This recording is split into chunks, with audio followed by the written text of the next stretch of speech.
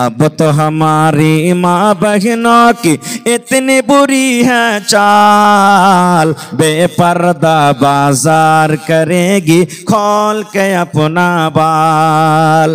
गहना ज़ेवर बेच बेच के जाए सिनेमा हॉल। बताओ बताओ कितनी बुरी है चाल। ऊंची हिल के चप्पल पहने आधे बदन का कुर्ता, ऊंची हिल के चप्पल पहने निस्फ बदन का कुर्ता। स्नो पाउडर लिपस्टिक लगाए नाखूनों में तो यलता। ऐसे औरत मर्दों को, ऐसे औरत मर्दों को अपने करती है कंगाल। बताओ बताओ कितने बुरी है चाल। शादी करके आती है जब मैं कैसे ससुराल, शादी करके आती है जब मैं कैसे ससुराल। सास ससुर पर हुक्म करे और ठुके ननद से ताल। जरा सी बात पर, जरा सी बात पर घर में पैदा करे वबाल। बताओ बताओ कितनी बुरी है चाल। संगमरमर के कमरे में सोए मियाँ बीबी, बिजली पंखा ऊपर में है टेबल पर है टीवी। संगमरमर के कमरे में सोए मियाँ बीबी, बिजली पंखा ऊपर में है टेबल पर है टीवी। सास ससुर को सोने देगी, अरे सास ससुर को सोने देगी पहलुआ का गोहाल। बताओ बताओ कितनी बुरी है चाल। टेढ़ी मांग निकल के औरत घूमने जाए मेला, मर्दाना के भीड़ में घुसकर कर ठेलम ठेला। टेढ़ी मांग निकल के औरत घूमने जाए मेला, मर्दा सर से या चल उड़ा के अपना, अरे सर से या चल उड़ा के अपना दिखाए सर का बाल। बताओ बताओ कितनी बुरी है चाल। अब तो हमारी माँ बहनों की कैसर है बर्बादी। कहेगी दाढ़ी वालों से मैं नहीं करूँगी शादी। बुझते पारছেন भाई? হ্যাঁ, দাড়িওয়ালা মৌলবি ভালো লাই, সুবহানাল্লাহ, দাড়িওয়ালা গালা ভালো লাই, তাই কই বলছেন। अब तो हमारी माँ बहनों की कैसर है बर्बादी। कहेगी दाढ़ी वालों से मैं नहीं करूँगी शादी। टीवी सिनेमा जिसके घर हो, अरे टीवी सिनेमा जिसके घर हो करे उससे सवाल। बताओ बताओ कितनी बुरी है चाल।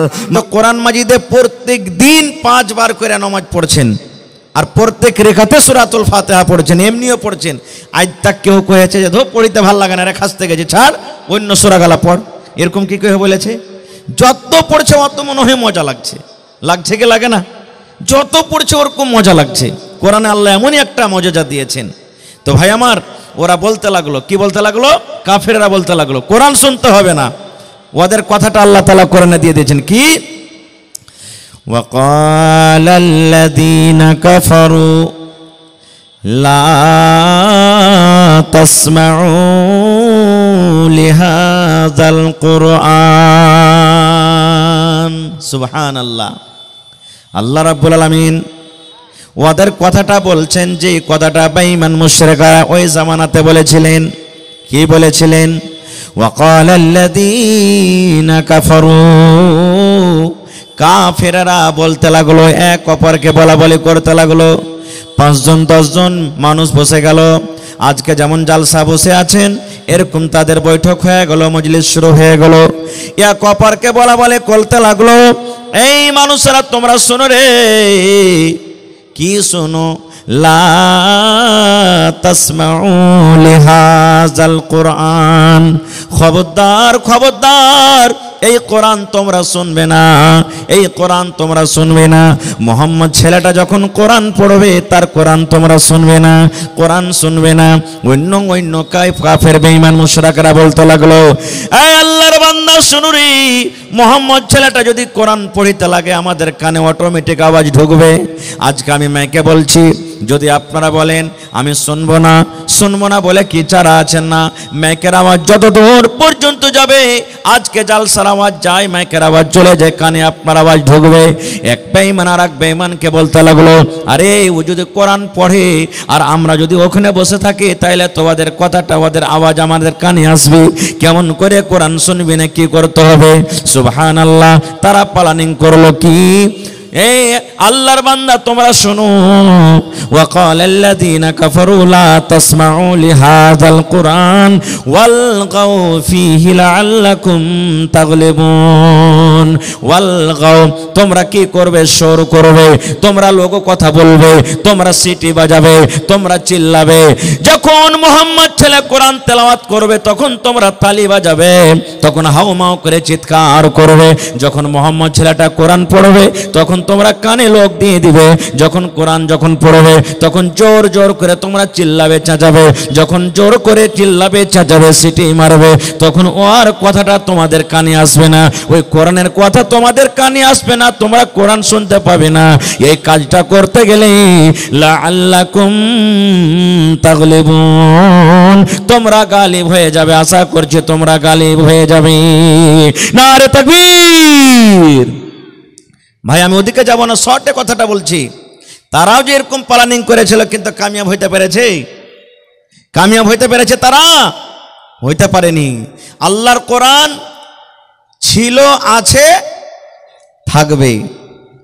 আল্লাহর কোরআন মিটেনি, আর মিটাতে পারছে না, আর আগে মিটাতে পারবে না, কারণ আল্লাহ তাবারাক ওয়া তাআলা এর গ্যারান্টি নিয়েছেন, হেফাজত আল্লাহ করবেন। ভাই মুসলমান, এবারে আগে চলেন। আমি আপনাদের সামনে কোরআন মাজিদ তেলাওয়াত করেছি। আল্লাহ তাবারাক ওয়া তাআলা সে আয়াতটা থেকে বলছেন, ইয়া আইয়ুহাল্লাযীনা আমানু। কি হচ্ছে রে ভাই? আল্লাহ রাব্বুল আলামিন বলেন, ইয়া আইয়ুহাল্লাযীনা আমানু কু আনফুসাকুম ওয়া अहलीकुम नारा। माइक में थोड़ा आवाज दीजिएगा, माइक में थोड़ा आवाज बढ़ाइए। अल्लाह रब्बुल आलमीन आयतটাতে বলেন, হে ঈমানদার বান্দা বান্দি তোমরা শোনো। আল্লাহ রাব্বুল আলামিন এই আয়াতে বেঈমানকে ডাক দেন না, আল্লাহ রাব্বুল আলামিন ধোঁকাবাজকে ডাক দেন না, আল্লাহ রাব্বুল আলামিন মদখোরকে ডাক দেন না, আল্লাহ রাব্বুল আলামিন মিথ্যাকারীকে ডাক দেন না।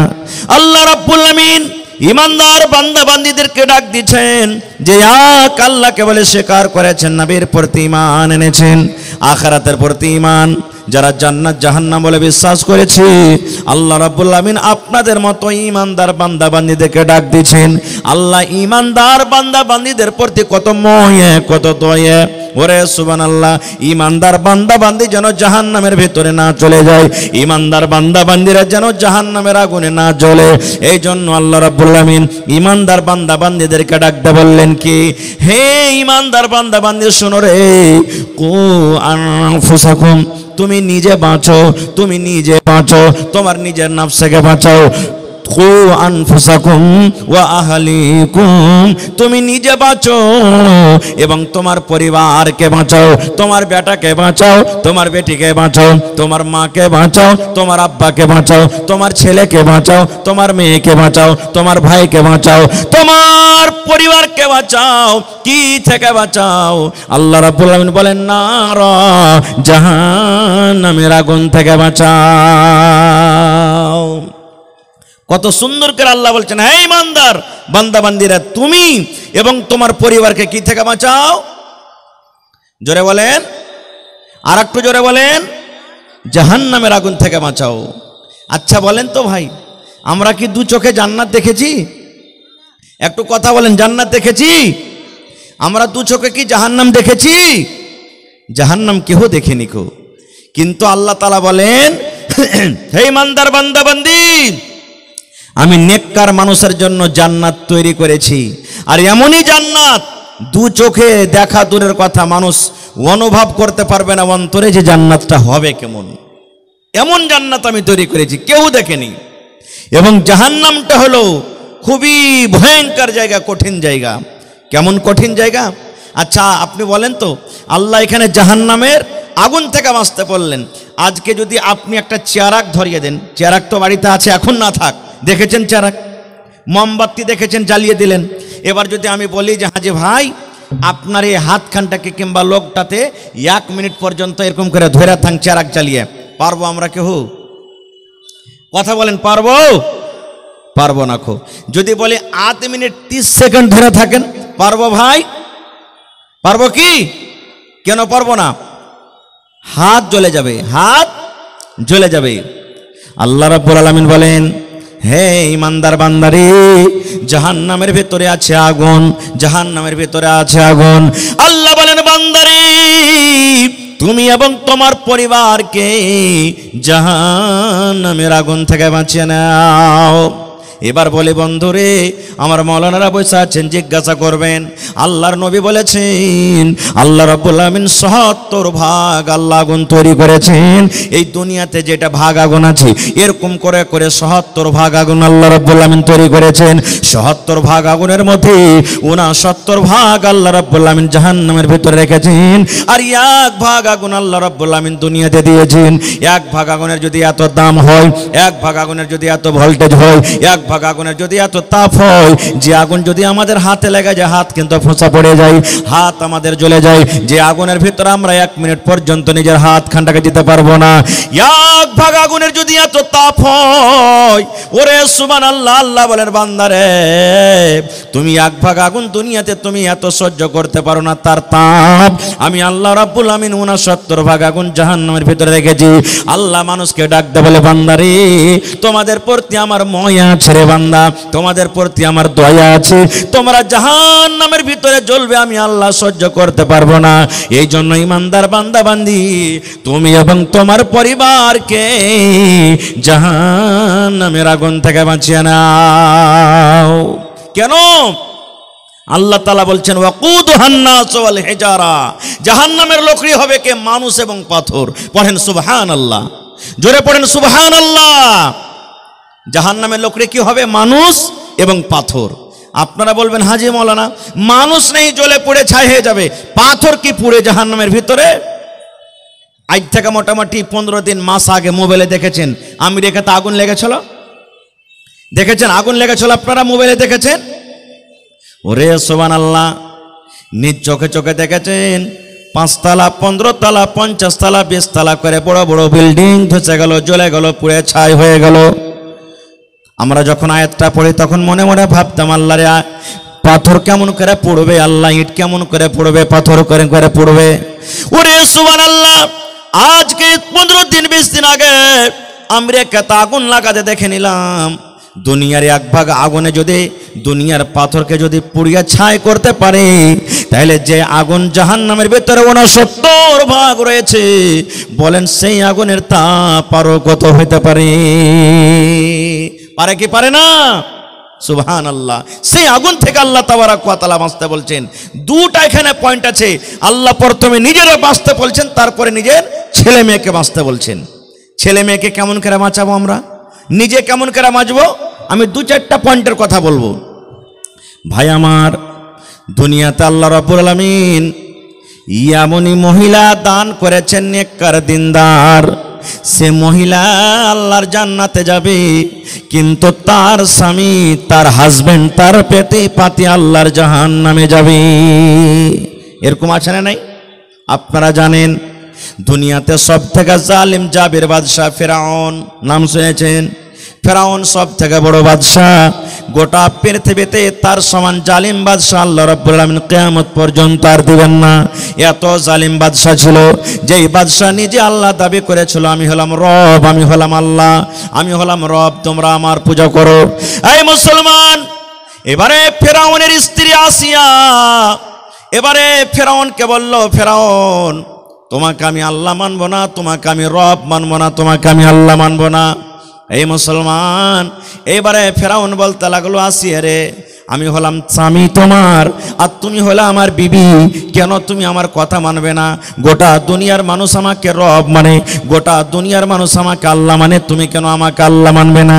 এইবারে আসিয়া কে বলেছিলেন, এই ফেরাউন গোটা পৃথিবীর মানুষ তোমাকে আল্লাহ মানতে পারে, রব মানতে পারে, কিন্তু আমি তোমার বিবি, স্বামী হিসাবে তোমার আমি খেদমত করব, স্বামী হিসাবে তোমার আমি কথা মানব, স্বামী হিসাবে যেটা হক সেটা আমি আদায় করব। কিন্তু যখন তুমি ওয়াহদানিয়াতের পরে যাবে, যখন তুমি আল্লাহর দিকে যাবে, ইবাদতে বান্দেগীর দিকে যাবে, তখন কিন্তু আমি তোমাকে আল্লাহ বলে, রব বলে তোমাকে স্বীকার করব না। এই জন্য আল্লাহর নবী বলেছেন, রে দুনিয়ার মানুষ,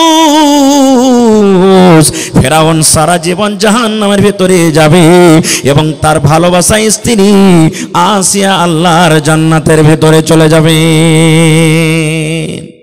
তাহলে বুঝা গেল পূজা হবে কার? কার পূজা হবে? একমাত্র আল্লাহর পূজা হবে, আল্লাহর বান্দেগী হবে। এবং দুনিয়াতে আল্লাহ রাব্বুল আলামিন একজন আরো নবী দিয়েছিলেন, যার নাম হলো নূহ আলাইহিস সালাম। নূহ নবী হলেন আল্লাহর একজন নবী, যে 900 থেকে 1000 বছর পর্যন্ত দুনিয়াতে বেঁচেছেন। নূহ নবী জান্নাতের ভিতরে যাবে এবং নূহ নবীর সন্তান জাহান্নামের ভিতরে চলে যাবেন। মেলায় মানুষ কহে না, হবে মূলবীরকে বেটাতে এত খারাপ কেনে? কথাতে কথাতে বলে মূলবীরকে বেটারা ভুল করে দেয়। তো মূলবীরকে বেটাটা মানুষ লেজি ভাই, ও তো ভুল করতে পারে। মানুষরা বলে মূলবীরকে বেটা। নূহ নবী জান্নাতে যাবে, নূহ নবীর বেটা জাহান্নামে যাবে। এর প্রমাণ, নূহ নবীর কয়েকটা বেটা ছিলেন, আমি ঘটনার দিকে যাব না। নূহ নবীর কথা ভাই কেউ মানে না, যত ডাকছে অত পালাইছে, যত ডাকছে অত পালাইছে।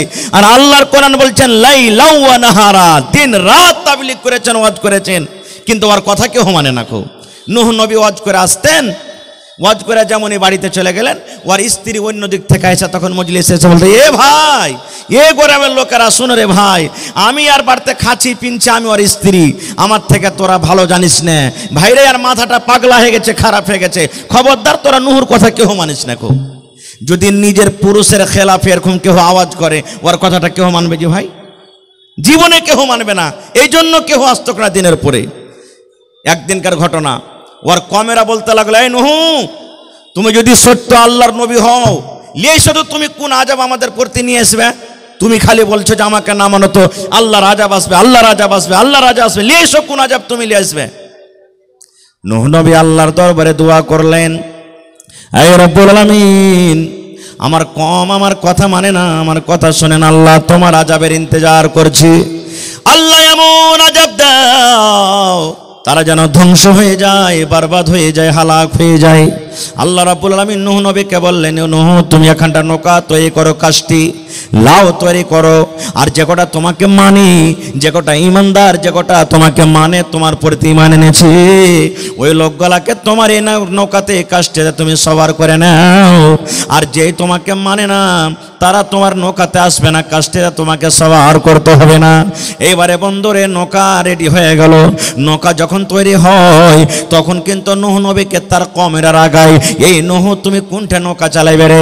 তুমি কি তোমার গলিতে নৌকা চালাইবে? তুমি কি রাস্তাতে নৌকা চালাইবে? তুমি কি কানটাতে নৌকা চালাইবে? কি তুমি তোমার আইগনাতে চালাইবে? কেন পানি নাই, কোথা পানি নাই, কোন জায়গাতে তুমি নৌকা চালাইবে? বন্ধুরা আমার শর্ট কথা, নৌকা তৈরি হয়ে গেল। আল্লাহ রাব্বুল আলামিনের যেটা ওয়াদা, যা আসতে শুরু হয়ে গেল, পানি বাড়তে শুরু হয়ে গেল, পানি বাড়তে বাড়তে বাড়তে বাড়তে বাড়তে বাড়তে এত উঁচা হয়ে গেল পানি। এবার নূহ নবী বেটাকে বলছেন, একজন বেটা, সে কিন্তু নূহ নবীর কথা মানে না, আব্বা তোমার কথা মানবো না, আব্বা তোমার কথা শুনবো না। নূহ নবী বেটাকে বলছেন, বেটারে আইসো তুমি আমার নৌকাতে সওয়ার হয়ে যাও, তুমি আমার নৌকাতে চড়ে নাও, কারণ আজকে আল্লাহর আযাব থেকে কেউ বাঁচতে পারবে না রে ধন, আজকে আল্লাহর আযাব থেকে কেউ বাঁচতে পারবে না, এই জন্য তুমি এসে আমার নৌকাতে সওয়ার হয়ে যাও। এবার নবীর বেটা কি বলেছিলেন জানেন? আব্বা গো, তোমার কথা আমি মানবো না, তোমার কথা আমি শুনবো না। কেন মানবো না? তোমার আল্লাহ আমাকে ডুবাইতে পারবে না, তোমার আল্লাহ আমাকে পানিতে ভাসাতে পারবে না, তোমার আল্লাহ আমাকে পানিতে ডুবাইতে পারবে না। যেমন কথাটা বললাম, নূহ নবী বললেন বেটা রে, আজকে আল্লাহর আযাব থেকে বাঁচতে পারবি না রে ধন, আজকে আল্লাহর আযাব পানি থেকে বাঁচতে পারবি না, আয় তাড়াতাড়ি করে আমার নৌকাতে আয়। যেমন কথাটা বলা, নূহ নবীর কথা শুনে বেটা বলছেন আব্বাজি, ওই যে পাহাড় দেখছো, ওই উঁচা পাহাড়টা দেখছো, ওই পাহাড়ের ওপরে আমি চলে যাব, আর পাহাড়ের পরে যাওয়ার পর আমি নিজের জানটাকে বাঁচিয়ে নিব। তোমার আল্লাহর ক্ষমতা নয় যে এত বড় পাহাড়কে পানি দিয়ে ডুবিয়ে দিবে। এই মুসলমান, যেমনই কথাটা বললাম, মুখের কথা মুখে আছে, এমন জোরে কোন দিক থেকে একটা ঢেউ চলে এলো, এমন জোরে একটা এমন জোর করে ঢেউ এলো, সঙ্গে সঙ্গে সঙ্গে এত বড় উঁচা পাহাড় ডুবে গেল, এবং নূহ নবীর বেটা কোন দেশ থেকে কোন দেশে ভেসে চলে গেল। এই দেখেন, তাহলে বেটা জাহান্নামে আর আব্বা যাবেন জান্নাতে। দুনিয়াতে এরকম নবী দুনিয়া থেকে গুজরেছেন, সুবহানাল্লাহ, যে বেটা যাবে জান্নাতে আর বাপ যাবে জাহান্নামে। কে জানেন? হযরত ইব্রাহিম আলাইহিস সালাম। হযরত ইব্রাহিম আলাইহিস সালাম, ইব্রাহিম হলেন একজন নবী, আর তার আব্বা আজার নিজের হাতে মূর্তি বুতকে তৈরি করত আর বাজারে বিক্রি করত। নূহ নবী, ইব্রাহিম নবী বাপকে কত দাওয়াত দিয়েছেন, তাবলীগ করেছেন, কিন্তু তার আব্বা কথা মানেনি। আল্লাহ রাসূল বলেছেন ইব্রাহিম নবী জান্নাতের ভিতরে যাবে, আর তার আব্বা জান যাবে কোথায়? জাহান্নামের ভিতরে চলে যাবে। ভাই আমার, তা আল্লাহ তাবারাক ওয়া তাআলা এই জায়গাতে বলছেন, হে ইমানদার বান্দা বান্দি শোনো, শুধু তোমাকে বাঁচলে হবে না, তুমি নামাজ পড়ছো, তুমি রোজা রাখছো, তুমি হজ করছো, তুমি যাকাত দিছো, তোমার ছেলেরা মদ পান করছে, তোমার ছেলেরা জুয়া খেলছে, তোমার ছেলেরা বেনামাজি আছে, তোমার ছেলেরা এদিক ওদিক রাস্তাতে ভটকে আছে, তাহলে তুমি বাঁচো আর তোমার পরিবারকে বাঁচাও। এবার কেমন করে বাঁচবো আমরা? কেমন করে বাঁচবো? ছেলে মেয়েকে বাঁচাতে গেলে প্রথমে নিজে বাঁচতে হবে, নিজে বাঁচতে হবে আমাদেরকে। কিন্তু কেমন করে বাঁচবো আমরা ভাই? বাঁচতে গেলে সর্বপ্রথম আমাদেরকে নেক আওলাদ আল্লাহর কাছে চাইতে হবে, নেক সন্তান আমাদেরকে চাইতে হবে। কেমন নেক সন্তান চাইতে হবে? আজকে আপনার ছেলে হয় না, আমার ছেলে হয় না, 10 বছর 15 বছর বিয়ে হয়ে গেল, সন্তান হয় না, আল্লাহর কাছে দোয়া করছি, আল্লাহ জি একটা ছেলে গেলা দাও না আল্লাহ। রাত দিন নামাজ পড়ে আঁচল পেতে পেতে আমার মায়েরা দোয়া করবেন, আল্লাহ একটা ছেলে গেলা দাও না, আল্লাহ একটা ছেলে দাও। শুধু ছেলে চাহাছি, ছেলে চাহে শুধু যথেষ্ট নয়, ছেলে চাহাটাই খুব বড় নয়, ছেলে চাহার মতন চাইতে হবে। কেমন চাইতে হবে? যেমন হযরত ইব্রাহিম আলাইহিস সালাম 80-85 বছর বয়স, একটাও কিন্তু এখন পর্যন্ত সন্তান হয়নি, মাথার চুল পেকে গেছে, চোখ কিন্তু ঝাপসা পড়ে গেছে। ওরে আল্লাহ, বয়স 80-85 বছর হয়ে গেছে, এরকম বয়সে ইব্রাহিম নবী আল্লাহর দরবারে দোয়া করছেন, রব্বে হাবিলি মিনাস সালিহিন। এই আল্লাহ, আমি তোমার নবী ইব্রাহিম দোয়া করছি, আল্লাহ আমার বয়স 80-85 বছর হয়ে গেছে, আল্লাহ এখন পর্যন্ত একটা সন্তান হয়নি, রব্বুল আমিন তুমি আমাকে একটা সন্তান দাও, তুমি আমাকে একটা ছেলে দাও, তুমি আমাকে একটা সন্তান দাও। কেমন সন্তান দাও আল্লাহ? সে সন্তান যেন নেককার হয়, সে সন্তান যেন দিনদার হয়, সে সন্তান যেন মুত্তাকি হয়, সে সন্তান যেন পরহেজগার হয়, সেই যা সন্তান যেন সলেহ হয়, সেই সন্তান যেন আল্লাহ গায়ের সলে না হয়। দোয়া করছেন একজন নবী, আল্লাহ তুমি আমাকে যে সন্তান দিবে সন্তানটা নেক দাও সন্তান। আর আমরা দোয়া করব কি? আল্লাহ সন্তান দাও। তো দুটাতে পার্থক্য হলো না? হলো না ভাই? পার্থক্য হলো না? হলো না? আল্লাহর কাছে যখন সন্তান চাইবেন তো নেক সন্তান চাইতে হবে। নেক সন্তান চাইতে গেলে কি হবে জানেন? আর আপনার যদি সন্তানটা নেক হয় তা আপনার জন্য কত লাভ আছে, সুবহানাল্লাহ। আল্লাহ রাসূল বলেছেন, ইজা মাতাল ইনসান, মানুষ যখন মরে যায়, সমস্ত আমল তার বন্ধ হয়ে যায়।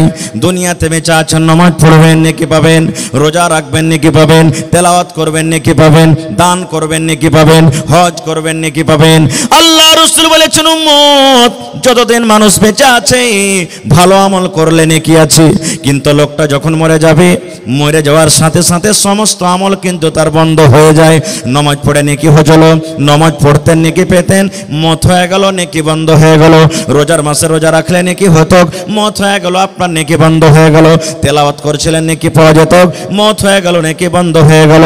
কিন্তু নবী বলেছেন উম্মত রে, তিনটা আমল এমন আছে উম্মত, তিনটা নেকি এমন আছে, তিন প্রকার আমল এমন আছে, তুমি কবরের ভিতরে চলে যাবে, তুমি মরে যাবে, তোমার মত হয়ে যাবে, কিন্তু উম্মত রে কিয়ামত পর্যন্ত তোমার কবরে নেকি জারি থাকবে, তোমার ওই নেকি আল্লাহ রাব্বুল আলামিন বন্ধ করবেন না। অনলাইন তোমার কবরে নেকি ঢুকতে থাকবে, অনলাইন তোমার কবরের ভিতরে নেকি যেতে থাকবে। তিনটা আমল এমন আছে মরার পরও কিন্তু আপনার ওই কবরে নেকি যেতে থাকবে, বন্ধ হবে না কোনোদিন।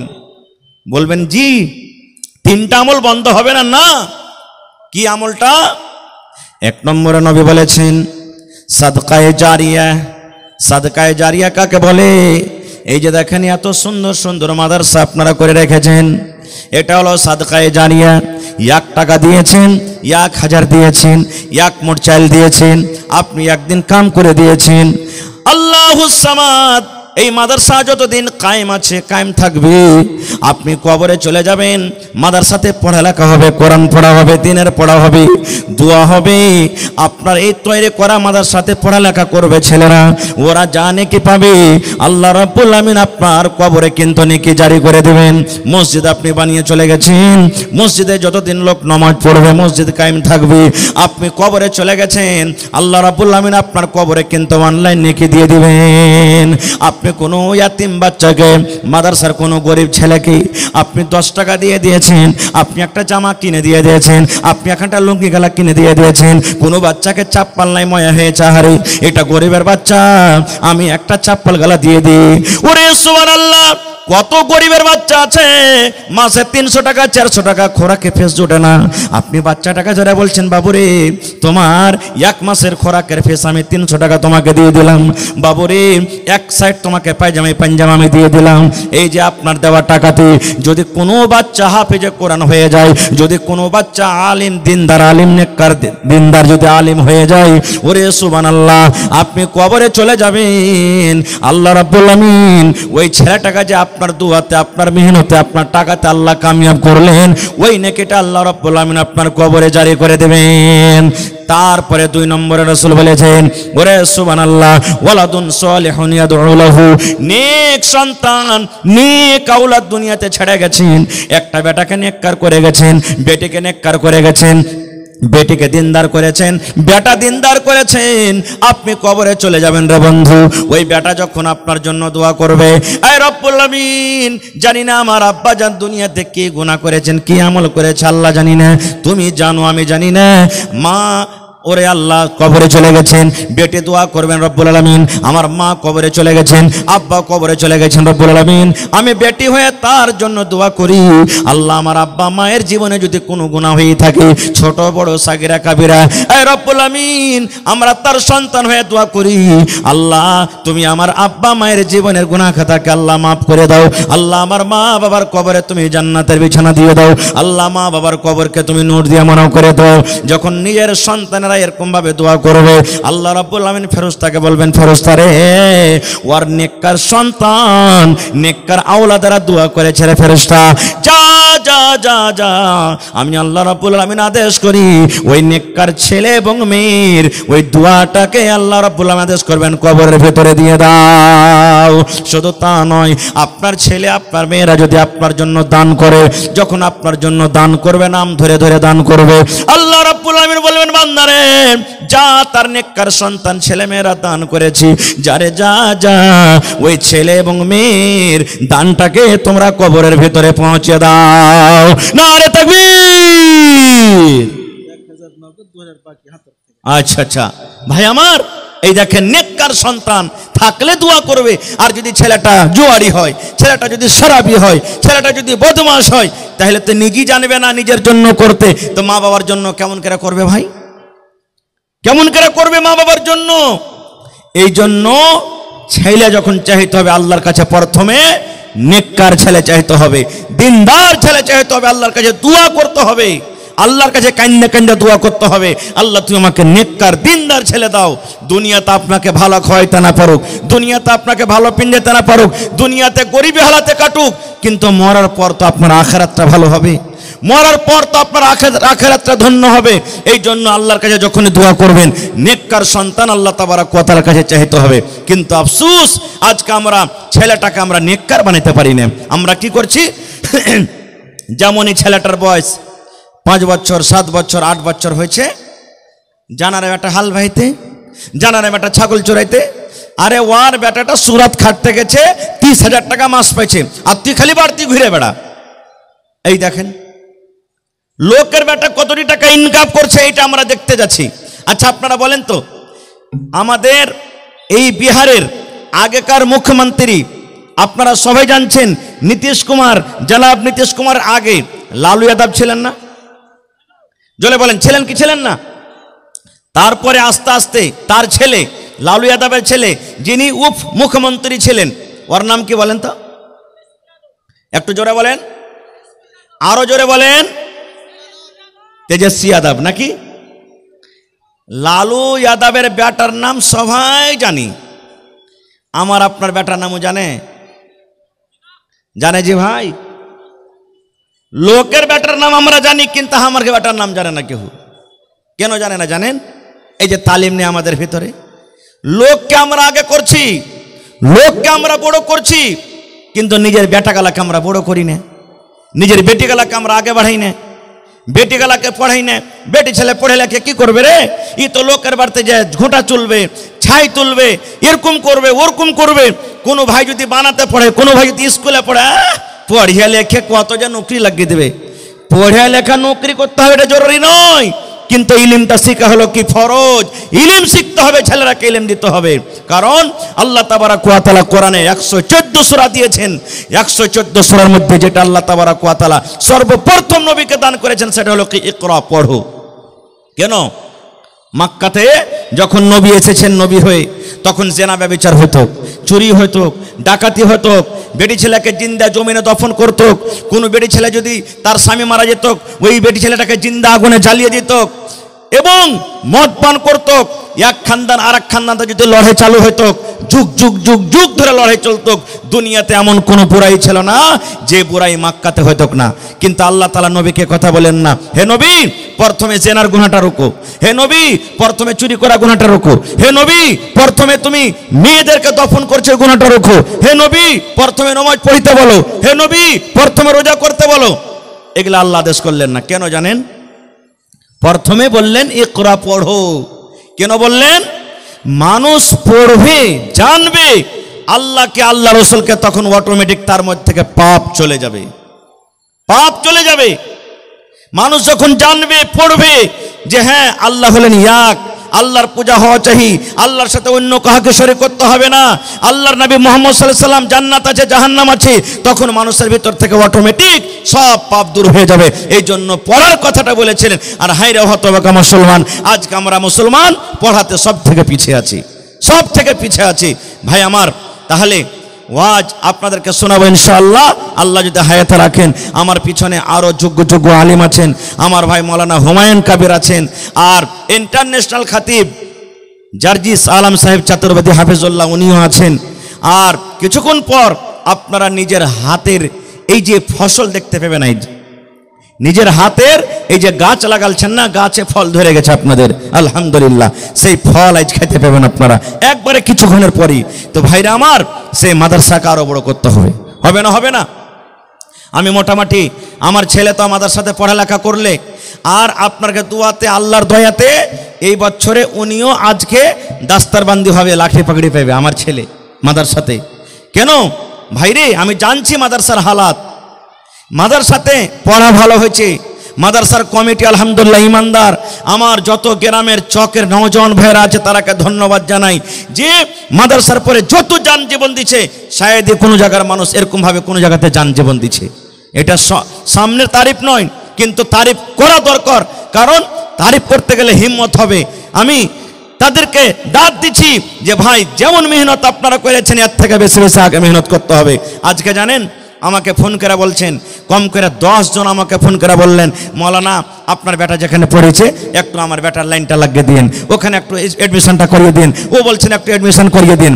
কিন্তু ভাই কি বলবো, কমিটির মানুষকে জায়গা নেই, জায়গা নেই এখানে যে বাচ্চা মানুষকে রাখবি।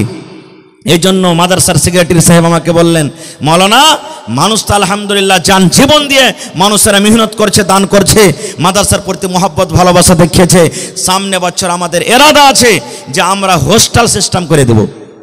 যেমন আমাদের ছেলেরা বাড়িতে বাড়িতে 1 টাইম 2 টাইম খানা খাইতে যেছে, ওই ছেলেটা যদি জাগির না হয়ে যতদূর হইলে হলো, না হয়ে যদি মাদ্রাসাতে ওর খানার ব্যবস্থা করে দেয়, 3 টাইম যদি ছেলেরা মাদ্রাসাতে খায়, তাহলে ওর আসা যাওয়ার যে আধ ঘন্টা 1 ঘন্টা দিনের বেলাতে 2 ঘন্টা টাইম শেষ হয়েছে, ওই টাইমটা কিন্তু বেঁচে গেল, ওই টাইমটা বেঁচে গেল। ভাইরে তাহলে আজকে আমি এই 22টা ছেলে যে হাফিজে কোরআন হবে তাদেরকে সামনে রেখে আল্লাহ তাবারাক ওয়া তাআলার পাক পবিত্র কিতাব কোরআন তারা নিজের সিনেতে রেখেছে, তাদের অন্তরে রেখেছে। এটা কোনো ছোট মোটো কথা নয় ভাই আমার। সেই কোরআনের প্রতি মহব্বত ভালোবাসা দেখে আজকে আমি আপনাদের সামনে 50টা লোককে দেখবো, 1000 2000 5000। কোরআনের দাম আল্লাহ ছাড়া কেউ দিতে পারবে না ভাই। কোরআনের একটা জেরের দাম দিতে পারবে না, কোরআনের একটা জাবারের দাম দিতে পারবে না। আজকে যে আপনাদের মাদ্রাসাতে 10,000 12,000 15,000 হাফিজ রেখেছেন, সুবহানাল্লাহ, 24 ঘন্টা তাদেরকে বেতন আমরা দিতে পারি না জীবনে, কারণ মজুরি আল্লাহ দিবে, আল্লাহ ছাড়া কোরআনের মজুরি আমরা দিতে পারবো না। খুব তবে কোরআনের মান সম্মান রেখে দেখি আমি 50টা লোককে দেখবো 1 পারা করে কোরআনের দাম। কোন আল্লাহর বান্দা আছেন? আমি মৌলানা একটা হাফিজ ফারিক হবে, মোটামুটি একটা হাফিজের পিছনে আমার কমিটির লোক মোটামুটি 2000 টাকা খরচ করেছেন ওর সেটে, নাকি পায়জামা পাঞ্জাবির সেট দিয়েছেন মাদ্রাসার তরফ থেকে, মোটামুটি 2000 টাকা। 22টা লোককে হয়ে এমন আছেন যে মৌলানা আমি একটা হাফিজের সেট দিয়ে দেবো, মৌলানা আমি 2000 টাকা একটা হাফিজের সেট দিয়ে দেবো, মৌলানা আমি একটা হাফিজের সেট 2000 টাকা দিয়ে দেবো। এরকম করে করে 22টা লোক কেউ আছেন দেখি আল্লাহর বান্দা আছেন। এবং 30টা লোককে দেখবো 1000 করে 1 পারা করে কোরআনের দাম দিবেন, এবং 10,000 টাকা দেখবো একটা লোক দিতে পারবেন। এবং দেখি কোন আল্লাহর বান্দা আছেন এই মাদ্রাসার জন্য 1 কাঠা 1 ডিসমিল জমিন দান করতে পারবেন। মৌলানা যা টাকা হবে আমি এই 1 ডিসমিল 1 কাঠা আমি জমিন মাদ্রাসার জন্য দান করে দিলাম, আর ওই টাকাটা আল্লাহুস সামাদ আমি মাদ্রাসাতে বিক্রি করে লাগিয়ে দেবো। এই দেখেন আমার একজন ভাই একটা হাফিজে কোরআনের দাম দিয়ে দিয়েছেন, নারে তাকবীর, মাশাআল্লাহ। আজকে ইনশাআল্লাহ এই আমার মেনঝালি এলাকার মানুষ ভালো, দানে ভালো, ইনশাআল্লাহ পিছনে থাকবে না আজকে, মাশাআল্লাহ। এই দেখেন আমার মৌলানা এমানি সাহেব সালাফি হাফিজুল্লাহ নানা যান একটা হাফিজে কোরআনের দাম 2000 টাকা দিয়েছেন, নারে তাকবীর। এবং আমার নানা যান মৌলানা এই দেখেন ফাইজি সাহেব আল্লাহুস সামাদ 3000 টাকা আজকে দান করেছেন, আর 1000 হইলে কিন্তু 2টা হাফিজের দাম হইতো, হ্যাঁ হয়ে যাবে ইনশাআল্লাহ, নারে তাকবীর। তাহলে 2 আর 2 4 হয়ে গেল ভাই, মাশাআল্লাহ। মা খালাকে পেন্ডালে পাঠান কাহ কি চাদর দিয়ে, হ্যাঁ মায়েরা আপনাকে পেন্ডালে চাদর দিয়ে গেছে। আপনারাকে বলবো আপনারা মন খুলে খুলে টাকা চাঁদি গহনা গাঁঠি যা পারবেন একবারে হাঁড়ি বার্তান ছাগল বকরি মুরগা মুরগি সব চাদরে বোঝ করে বাইন্দা পুঁটলি থেকে দিয়ে পাঠাবেন ইনশাআল্লাহ। ভাই 4টা হাফিজা কোরআনের দাম হয়ে গেছে ইনশাআল্লাহ। আমি 22টার দাম চেয়েছি ভাই, 22টা মাত্র। এই দেখেন 10,000 টাকার আমি একটা কলম চেয়েছি হাথিনা থেকে। হাথিনার মানুষটা খুব দানিজি ভাই, আল্লাহুস সামাদ। এই যে গত বছরকার আগে বছর জালসা হয়েছিল হাথিনাতে, সুবহানাল্লাহ, 6 লাখ টাকাতে খালি প্যান্ডাল সাজাল ছিল, ওরা 49 লাখ টাকা কালেকশন হয়েছিল, সুবহানাল্লাহ, 49 লাখ। তো আজকে দেখেন এই হাথিনা থেকে বেনামিতে নাম বলে নাই, 1000 ইটের দাম 10,000 টাকা দান করেছেন, নারে তাকবীর, মাশাআল্লাহ, জাযাকাল্লাহ। রব্বানা যালামনা আনফুসানা ওয়া ইল্লাম তাগফির লানা ওয়া তারহামনা লানাকুনান্না মিনাল খাসিরিন রব্বানা আতিনা ফিদ দুনিয়া হাসানা ওয়া ফিল আখিরাতি হাসানাতাও ওয়া কিনা আযাবান নার। হে রব্বুল আলামিন, আমার চারজন, হে রব্বুল আলামিন দেখো বান্দা, হে আল্লাহ, 1 টাকার হাফিজের দাম 2,000 করে 8,000 টাকা জমা করে দিলেন। আল্লাহ 8 লক্ষ টাকা মনে করে তুমি কবুল করে নাও। এই আল্লাহ, বেনামিতে একজন ভাই আমার হাতে না থেকে 10,000 টাকা জমা করে দিলেন। আল্লাহ 10 লক্ষ টাকা মনে করে তুমি কবুল করে নাও। মনের আশা আল্লাহ পুরা করো, রোজ রোজগারি আল্লাহ বরকত দাও, কামাই ধামাই আল্লাহ বরকত দাও, দুনিয়ার ভেজাল দুনিয়ার ফিতনা থেকে আল্লাহ বাঁচিয়ে রাখো। যতদিন দুনিয়াতে বাঁচাবি ইমানের হালাত রাখো, নেককার করে রাখো, দিনদার করে রাখো। আল্লাহ আত্মীয় স্বজন যারা কবরে চলে গেছে, জানি না রে মাওলা তারা কবরে কি হালাতে আছে। আল্লাহ তাদের কবরে তুমি জান্নাতের বিছানা দিয়ে দাও। আল্লাহ তাদের কবরকে তুমি নূর দিয়ে মনোয়ার করে দাও। আল্লাহ যারা মুসিবতে আছে তুমি শিফায়ে কামিলা আজলা আতা করো। আল্লাহ যারা বিজনেস করে তুমি উন্নতি দান করো। রব্বানা তাকাব্বাল মিন্না ইন্নাকা আনতাস সামিউল আলিম। আমিন সুম্মা আমিন। ভাই আমার 10:30 পর্যন্ত আমার টাইম আছে। 25 মিনিট আপনাদেরকে হাতে আমি আছি সমিতে। এই 25 মিনিটের মধ্যে আল্লাহর ওয়াস্তে আপনারা যতটি লোক সামনে আছেন একটু মেহেরবানি করে উঠা আইসেন। আর 1 পারা করে কোরআনের দাম, কেউ 2 পারার দাম, কেউ 3 পারার দাম, কেউ 5 পারার দাম এবং 22টা হাফিজা কোরআনের বদলাতে 2000 করে একটা ড্রেসের দাম, সেটের দাম চেয়েছি। 4টা পাওয়া গেছে ভাই, আর 18টা এখনো বাকি আছে, ইনশাআল্লাহ হয়ে যাবে। আর কেউ যদি 1 পারা না পারবেন 8 পারার দাম দিবেন, কেউ 2 পারার দাম দেবেন, কেউ 1.5 পারার দাম দেবেন, কেউ 1 পারা সিমেন্টের দাম দিয়ে দিবেন। না পারবেন 100 টাকা দেবেন, কিন্তু দিয়ে সবাই যাবেন অবশ্যই। আল্লাহর রাস্তায় কেউ ঘুরে যাবেন না ভাই, কারণ বুন্দে বুন্দে তালাব ভরে। আপনাদের এই টাকাতে মাদ্রাসা চলে, আপনাদের এই মেহনতে মাদ্রাসা চলে, আপনাদের নেক মাশওয়ারাতে মাদ্রাসা চলে। আর আজকে আল্লাহুস সামাদ এই মাদ্রাসাতে যতটি হাফিজ কোরআন হয়েছে, শায়াদ কোনো মাদ্রাসাতে হয়েছে, কোনো মাদ্রাসাতে 2টা 3টে 4টে 5টা 10টা খুবই কম, কিন্তু আজকে 22টা হাফিজে কোরআন আল্লাহুস সামাদ। এটা মামুলি কথা নেই যে ভাই। তো আজকে দেখেন আমি 22টা হাফিজে কোরআনের জন্য 2 টাকার 1000 চেয়েছি ভাই। 4 কলম পুরা হয়ে গেছে, আর 18টা কলম বেচা আছে। দেখি কোন আল্লাহর বান্দা আছেন যে মাওলানা আমি একটা সেটের দাম আমি 2000 টাকা দিয়ে দিলাম, এবং 30 পারা কোরআনের দাম চেয়েছি 1000 করে। যদি আমার কোনো ভাই টাকা পকেটে না থাকে, মোবাইলে আছে, দেখেন যেখানে সেখানে স্ক্যানার লাগা আছে ভাই। এই দেখেন যেখানে সেখানে আপনার বারকোড লাগা আছে। আপনারা এই মোবাইলের দাওয়ারাতে ওখানে আপনারা অনলাইন টাকা মারতে পারেন, তাও অনলাইন আপনারা টাকা দিতে পারেন। তো আল্লাহর রাস্তে ভাই যারা রাস্তাতে আছেন, রোডে আছেন, এই সামনে আছেন, একটু মেহেরবানি করে 10 থেকে 15 মিনিটের মধ্যে একটু ভাই আপনারা আসেন, আর এসে নিজের দান টাকা দিয়ে দেন ভাই। আল্লাহুস সামাদ, আল্লাহ কত খুশি হবেন আজকে। ওরে সুবহানাল্লাহ, আল্লাহর ফেরেশতারা আমাদের সকলকে নিজের রহমতের পর দিয়ে ঢেকে আছেন আর আমাদের জন্য দোয়া করছেন। এই আল্লাহ, যত লোক আজকে জালসাতে এসেছে, আল্লাহর কে গুনাহ থেকে মাফ করো, আল্লাহর কে পরে তুমি রহম করো, আল্লাহর কে পরে তুমি দয়া করো, আল্লাহর কে রোজ করে আল্লাহ তুমি বরকত দাও। কত সুন্দর করে দোয়া করছেন। আমি দোয়া করব, আজকে আমার দোয়া কবুল হইতে পারে নাও পারে, কিন্তু আল্লাহর ফেরেশতারা যদি দোয়া করে ভাই, তাদের দোয়া কিন্তু জীবনে কোনোদিন রদ হয়নি। তো আপনারা আল্লাহর রাস্তে একটু মেহেরবানি করে আসেন, 10 মিনিটের মধ্যে চট করে আসেন। মাশাআল্লাহ, দেখেন একটা ছোট ছেলে 200 টাকা দান করে গেল। আল্লাহ তার দানকে তুমি কবুল করে নাও। মাশাআল্লাহ, আসেন ভাই, তাড়াতাড়ি করে আসেন, লেট করিয়েন না ভাই। আমি 30টা কলম এদিকে আর 22টা কলম এদিকে চেয়েছি ভাই। মাত্র 30 আর 22 52টা কলম চেয়েছি। 22টা কলম 2000 করে, আর 30টা কলম চেয়েছি মাত্র 1000 করে ভাই। আসেন, যদি 1 পারা কাহারির ভারী হয়ে যায়, 8 পারার দাম কেউ মাশাআল্লাহ।